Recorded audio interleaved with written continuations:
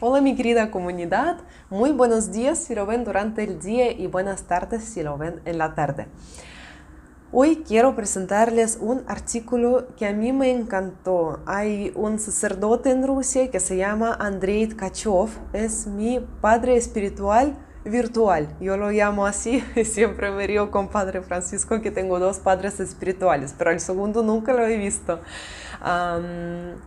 Es fantástico, sus prédicas a mí siempre me llegan muy profundo al corazón y ahora justamente salió una sobre el ayuno y no podía perder esta oportunidad de leérsela, entonces la traduje y la quiero presentar.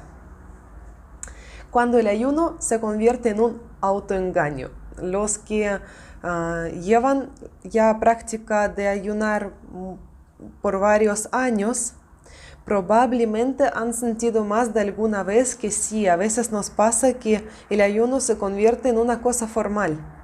Como poco, hago lo otro, hago esto, pero de repente nos paramos y pensamos, ¿yo realmente siento el sentido de todo lo que yo estoy viviendo? No sé si lo siento o lo hago porque como que ya entré en este ritmo y ya me dejo llevar y ya me acostumbré a no comer carne y ya me acostumbré a tomar café sin leche. De hecho, a lo mejor ni siquiera tomo café por periodo de ayuno. ¿Y qué? Y adentro de mi alma hay un cambio profundo. Entonces, a mí me ha pasado más de alguna vez y yo creo que a muchos cristianos le ha pasado. Por eso esta pregunta no por nada existió. Y una vez justamente al padre le preguntaron cómo vivir el ayuno para que no se nos pase de largo, cómo no convertirlo en una formalidad, qué tareas específicas se deben establecer para el ayuno. Y él responde, lo que se trata del ayuno se trata de la vida en general. El ayuno es solo una concentración de la actitud hacia toda la vida en general. Por lo tanto, hay que preguntarse de cómo asegurarse de que toda la vida no se nos pase de largo. Cómo hacer que todo lo importante en la vida no se convierta en una formalidad. Y qué tareas específicas debe fijarse una persona para toda su vida.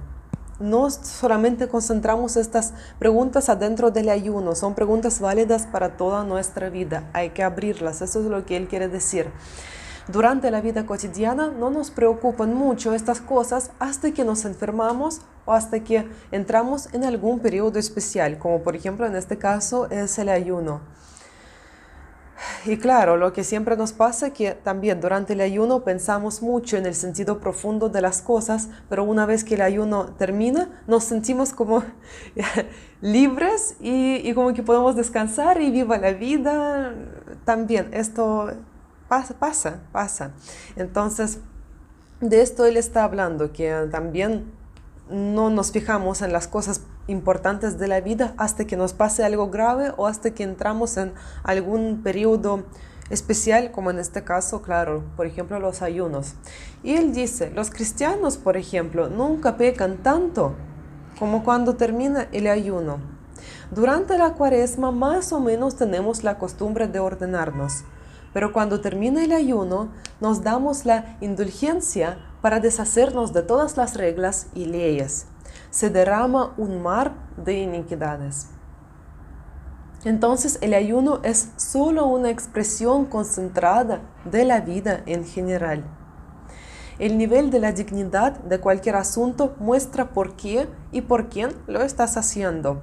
El ayuno, como todo lo demás, debe estar dedicado personalmente a nuestro Señor Jesucristo, vinculando el ayuno en nuestra mente con el hecho de que este fue el primer mandamiento. Y es muy interesante. A menudo pensamos que la gula es como lo más inofensivo de los pecados.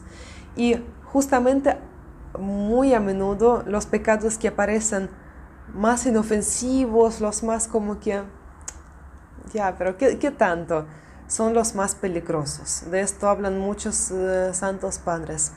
Y en este caso, justamente, Padre Andrei fija nuestra atención de que, por ejemplo, el mandamiento no comerás fue el primer mandamiento de nuestro Señor hacia el hombre.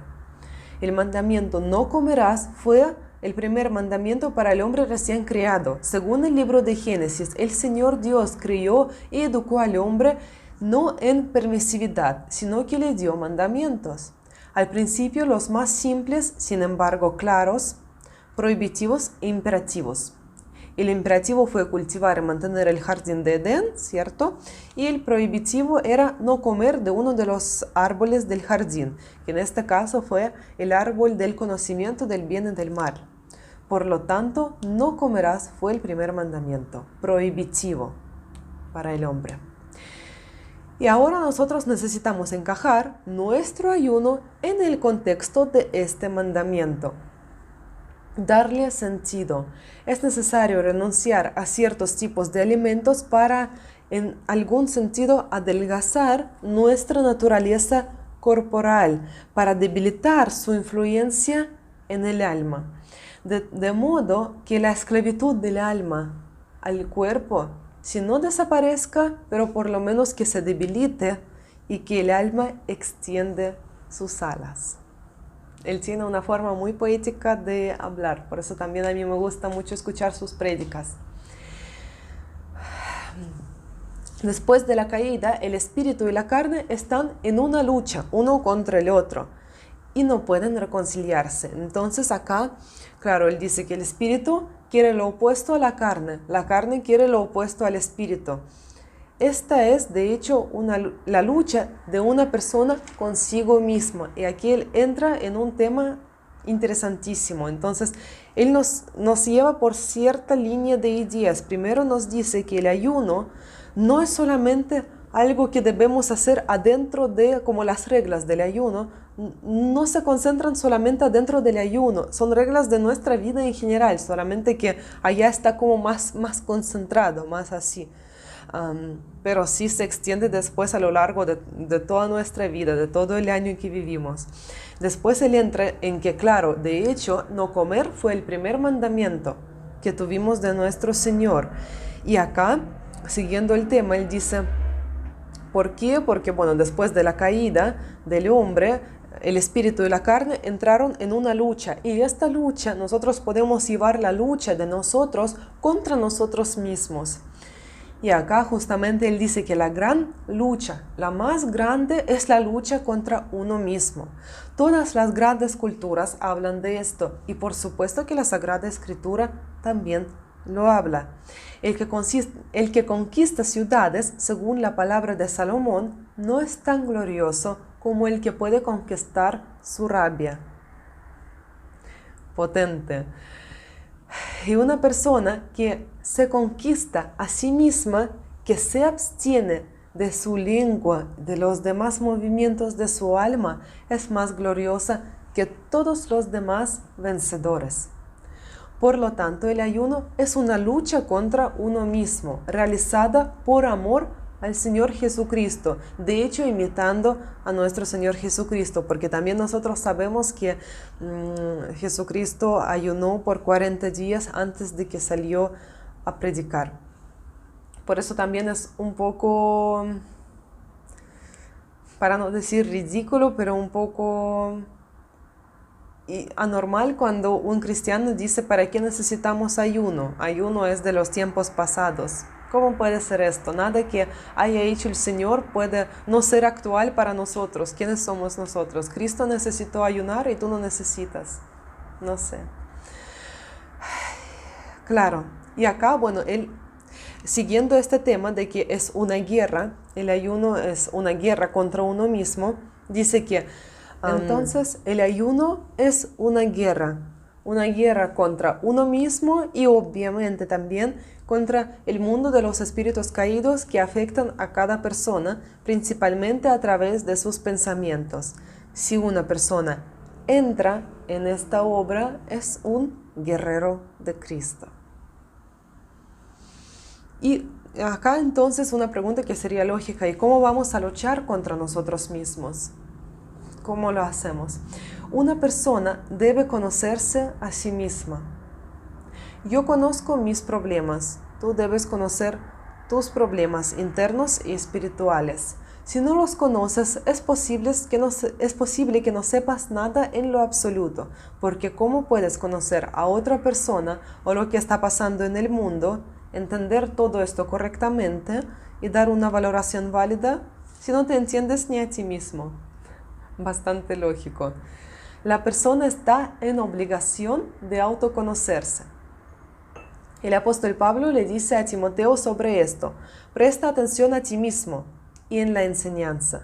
Hazlo constantemente. Y fíjate que la comprensión de uno mismo procede a la comprensión de la doctrina. Si no te conoces a ti mismo, no avanzarás más. Una persona, como un gobernante de una ciudad, debe saber cuál de las murallas está peor fortificada y cuál de las puertas es más probable que sea atacada. Asimismo, todos debemos conocer a nosotros mismos. Conocer a nuestros problemas determina la dirección de la lucha, como si fuera una estrategia militar. Un cristiano debe marcar las direcciones de los principales golpes en el mapa de su guerra personal, con flechas azules y rojas. Así, el ayuno no va a ser más una formalidad.